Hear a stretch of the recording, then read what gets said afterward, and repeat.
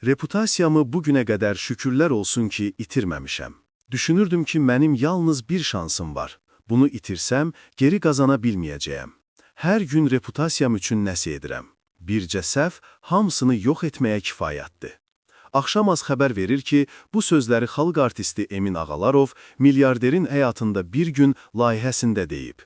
Müğənni həyatında qarşılaşdığı yeganə maliyyə itkisindən danışıb. Ən böyük finansal itkimi xatırlayıram.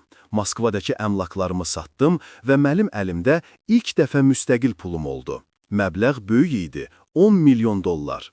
Onda kriptovalyuta ilə məşğul idim. Bitcoin də 60 min dollara çatmışdı. 3-4 il əvvəl olmuşdu.